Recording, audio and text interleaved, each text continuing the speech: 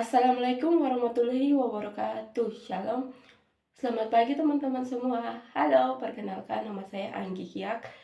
Saya dari Prodi Pendidikan Luar Biasa dengan NIM 251F115. Nah, pada kesempatan kali ini saya akan mempresentasikan materi tentang kelainan mata dan implikasi pada pendidikan untuk memenuhi tugas UTS dari dosen Sugiratatik SPD MPD. Mata merupakan salah satu indera yang memiliki peran sangat penting dalam kehidupan sehari-hari, terutama dalam proses belajar. Sebagian besar informasi yang diterima siswa berasal dari penglihatan, misalnya saat membaca buku, melihat tulisan di papan tulis, mengamati gambar, dan mengerjakan tugas. Oleh karena itu, apabila seseorang mengalami kelainan pada mata, maka proses belajar juga dapat terganggu. Setiap guru perlu memahami kondisi tersebut agar dapat memberikan layanan pembelajaran yang sesuai dengan kebutuhan setiap siswa.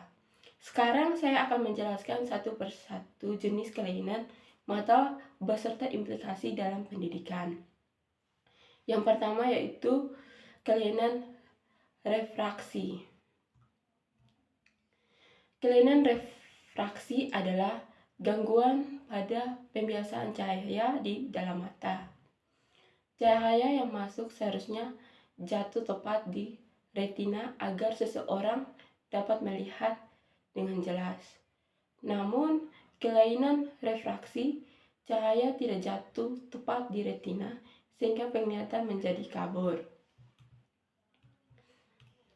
Kelainan refraksi merupakan gangguan penglihatan yang paling sering dialami oleh masyarakat. Kabar baiknya, gangguan ini umumnya dapat diperbaiki dengan menggunakan kacamata atau lensa kontak sesuai resep dokter. Dalam dunia pendidikan, guru perlu mengetahui apakah siswanya mengalami kelainan refraksi. Hal ini penting karena apabila siswa tidak memakai kacamata yang sesuai, ia akan mengalami kesulitan melihat papan tulis, membaca buku, maupun mengikuti kegiatan belajar di kelas.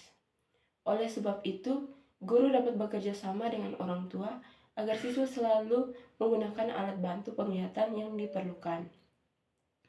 Kelainan refraksi terdiri dari 3 jenis utama, yaitu miopia, hipermetropia, dan astigmatisme.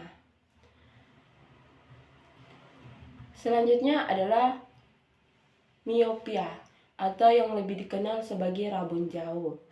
Miopia merupakan kondisi ketika seseorang dapat melihat benda yang berada di dekatnya dengan jelas, tetapi kesulitan melihat benda yang letaknya jauh.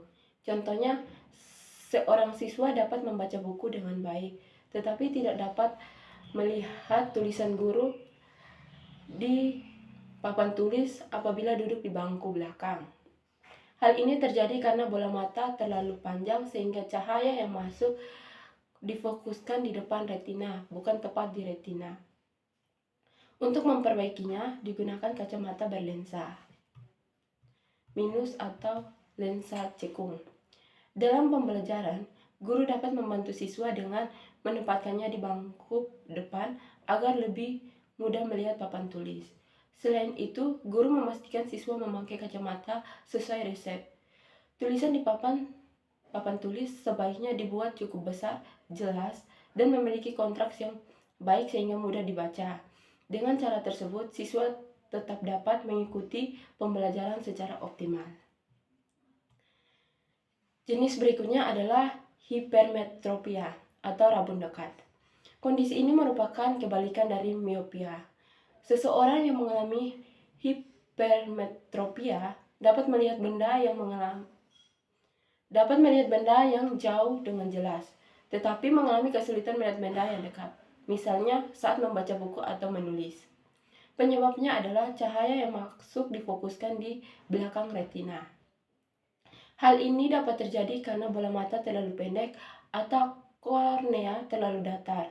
Kelainan ini dikoreksi menggunakan kacamata berlensa plus atau lensa cembung. Dalam pembelajaran, siswa tidak boleh dipaksa membaca buku atau menulis dalam waktu yang terlalu lama karena mata akan cepat lelah. Guru dapat memberikan waktu istirahat secara berkala dan menyediakan alat bantu seperti kaca pembesar apabila memang dibutuhkan. Dengan demikian, setiap siswa merasa nyaman selama mengikuti pembelajaran. Selanjutnya adalah astigmatisme. Astigmatisme terjadi karena bentuk kornea atau lensa mata tidak rata sehingga cahaya yang masuk tidak terfokus pada satu titik. Akibatnya penglihatan menjadi kabur atau terbayang. Anak yang mengalami astigmatisme biasanya kesulitan membedakan huruf atau angka yang bentuknya hampir sama. Misalnya huruf O dengan huruf Q atau angka 6 dengan angka 8. Kelainan ini dapat dikoreksi menggunakan kacamata berlensa silinder. Dalam pembelajaran, guru perlu memberikan penjelasan secara perlahan dan memastikan siswa memahami materi dengan baik. Selain itu, karena mata mudah lelah, kegiatan belajar sebaiknya diseling dengan waktu istirahat agar tidak menyebabkan kelelahan mata. Berikutnya adalah achromatopsia dan kondistrofi. Kelainan ini terjadi karena sel kerucut atau cones pada retina tidak berkembang dengan sempurna. Akibatnya penderita mengalami buta warna total, ketajaman penglihatannya berkurang, dan sangat sensitif terhadap cahaya. Pada anak-anak, kondisi ini juga sering disertai gerakan bola mata yang tidak terkendali atau nystagmus. Dalam pembelajaran, guru mengurangi cahaya yang terlalu terang di dalam kelas, misalnya dengan menggunakan gorden. Anak juga dianjurkan memakai kacamata hitam atau topi saat berada di luar ruangan agar matanya lebih nyaman. Selain itu, hindari benda-benda yang memantulkan cahaya karena dapat mengganggu penglihatan siswa. Yang berikut adalah albinisme. Albinisme merupakan kelainan bawaan atau keturunan yang terjadi karena tubuh tidak mampu menghasilkan pigmen melainkan dalam jumlah yang cukup. Pigmen melanin berfungsi memberi warna pada kulit, rambut, dan mata. Karena kekurangan melanin, penderita albinisme biasanya memiliki kulit dan rambut yang sangat pucat serta mata yang lebih sensitif terhadap cahaya. Selain itu memengaruhi penampilan fisik. Albinisme juga berdampak pada kemampuan melihat. Banyak anak dengan albinisme mengalami ketajaman penglihatan yang rendah, sulit melihat benda dari jarak jauh, bahkan mengalami silau ketika berada di tempat yang terang. Dalam proses pembelajaran, guru perlu menciptakan lingkungan belajar yang nyaman, misalnya mengurangi cahaya matahari yang masuk ke kelas dan memasang gorden, menghindari benda yang memantulkan cahaya, serta memberikan tempat duduk yang sesuai. Anak juga dianjurkan menggunakan kacamata hitam atau alat bantu penglihatan sesuai anjuran dokter. Dengan penyesuaian tersebut, anak lebih nyaman mengikuti pembelajaran. Selanjutnya adalah aniridia. Aniridia adalah kelainan bawaan yang menyebabkan iris mata tidak berkembang dengan sempurna atau bahkan tidak terbentuk sama sekali. Iris adalah bagian mata yang mengatur jumlah cahaya yang masuk ke mata. Jika iris tidak berfungsi dengan baik, maka cahaya akan masuk terlalu banyak sehingga mata menjadi sangat sensitif terhadap cahaya.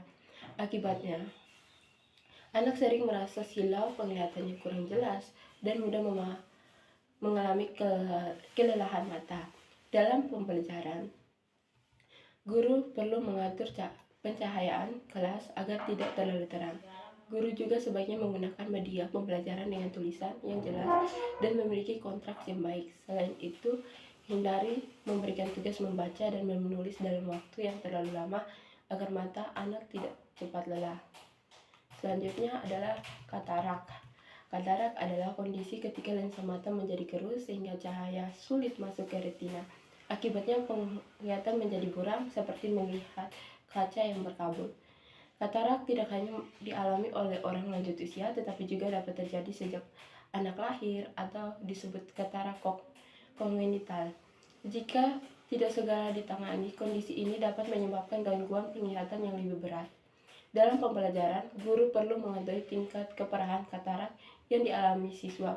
Posisi cahaya dalam kelas juga harus diperhatikan agar tidak langsung mengenai mata anak. Selain itu, gunakan tulisan yang berukuran cukup besar, jelas, dan memiliki kontras yang baik. Jika diperlukan, siswa dapat menggunakan alat bantu penglihatan agar lebih mudah mengikuti pembelajaran. Berikutnya adalah coloboma. Coloboma merupakan kelainan bawaan yang menyebabkan bagian mata seperti iris atau retina tidak terbentuk secara sempurna. Salah satu cirinya adalah bentuk pupil yang menyerupai lubang kunci. Kelainan ini dapat menyebabkan ketajaman penglihatan menurun dan sering disertai gangguan lain seperti mata juling, gerakan mata yang tidak terkendali, serta sensitif terhadap cahaya. Dalam pembelajaran, guru harus memperhatikan posisi duduk siswa agar mendapatkan sudut pandang yang paling nyaman. Cahaya yang terlalu kurang juga perlu dihindari karena dapat membuat siswa merasa silau dan tidak nyaman saat belajar.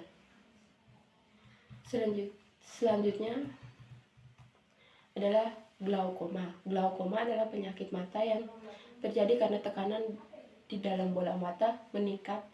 Tekanan tersebut dapat merusak saraf optik yang berfungsi mengirimkan informasi mata ke otak.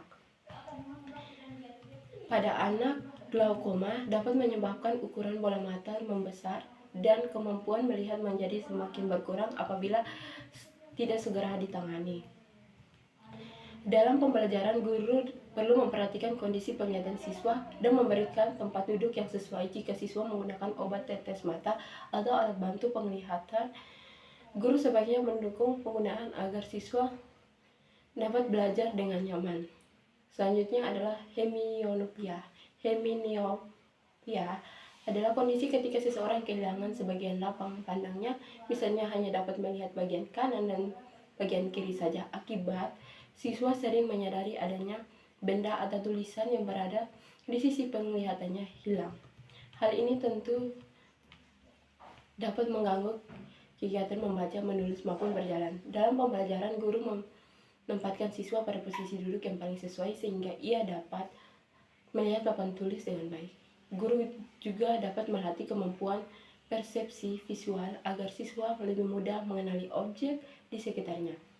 Berikut adalah keratoconus. Keratoconus merupakan kelainan pada kornea yang menyebabkan bentuk kornea berubah menjadi seperti kerucut.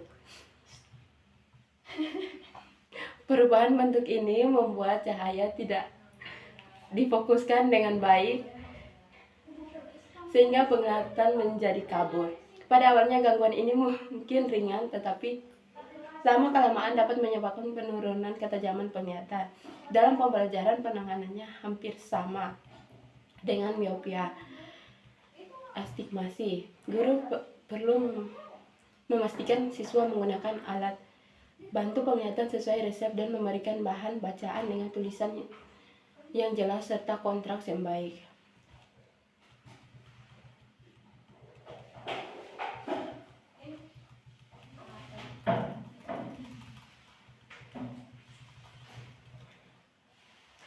Nah, dari materi ini dapat disimpulkan bahwa setiap jenis kelainan mata memiliki penyebab, gejala, dan dampak yang berbeda terhadap proses belajar. Oleh karena itu, guru tidak hanya dituntut memahami materi pembelajaran, tetapi juga memahami kondisi fisik setiap siswanya. Dengan memberikan penyesuaian seperti pengaturan tempat duduk, pencahayaan yang tepat, penggunaan tulisan yang jelas, serta penyediaan alat bantu penglihatan, siswa memiliki kelainan mata tetap dapat belajar secara optimal bersama teman-temannya. Demikian penjelasan yang dapat saya sampaikan. Terima kasih. Assalamualaikum warahmatullahi wabarakatuh.